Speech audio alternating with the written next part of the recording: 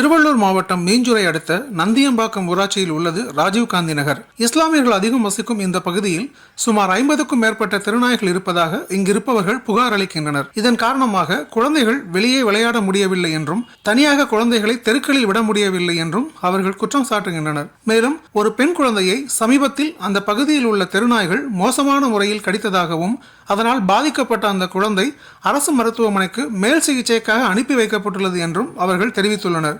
சென்னையில் மட்டும் நாய்களை பிடித்து அப்புறப்படுத்துகிறார்கள். ஆனால் ஏன் கிராம பகுதிகளில் நாய்களை பிடிப்பதில்லை? இங்கு இருப்பவர்கள் மனிதர்கள் இல்லையா?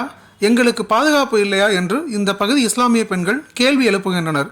மேலும் இதுகுறித்து வட்டார வளர்ச்சி அலுவலரிடம் அவர்கள் புகார் மனு ஒன்றையும் அளித்துள்ளனர். சாலிகா அந்த குழந்தை விளையாண்டுக்கிட்டு இருந்துச்சு. விளையாண்டுக்கிட்டு இருக்கும்போது கொஞ்சம் அப்படியே ஓடி வரும்போது 4-5 நாய் பின்னாடியே துரத்தி அப்படியே கீழே விழுந்துட்டா. குழந்தை கீழே விழுந்த குழந்தைய ஒரு நாய் அப்படியே தொடையில நல்லா கடிச்சிருச்சு. கடிக்கவும் மறுபடியும் அந்த 4 நாய் சேர்ந்து அந்த குழந்தைய இருக்கும்போது பக்கத்துல இருந்த ஒரு இளைஞர் ஓடி 2 பேர் காப்பாத்துனால அந்த குழந்தை உயிர் தப்பிச்சிச்சு. இல்லையா அந்த குழந்தை அந்த இடத்துல அந்த ஸ்பாட்ல பீஸ் பீஸா ஆகி அது உயிருக்கு கூட நம்ம உத்தரவாதம் கிடையாது. அந்த மாதிரி இருக்கு. டெய்லி குழந்தைங்க அன்னாட சின்ன குழந்தைங்களை நம்ம தடுக்க முடியாது. விளையாடுற பிள்ளைங்களை நம்மளால தடுக்க முடியாது. விளையாட வேணாம்னு நம்மளால இது பண்ணவும் முடியாது. குழந்தைங்க எல்லாம் விளையாண்டுக்கிட்டு இருக்கும்போது டியூஷனுக்கு போகுதுங்க, மதர்சாக்கு போகுதுங்க. அப்பெல்லாம் எங்களால பின்னாடியே போக முடியலை. எங்களுக்கு வீட்டுல வேலைங்க இருக்குது. பேரண்ட்ஸ் பின்னாடியே போய் குழந்தைங்க முன்னாடி போய் நிக்க முடியாது.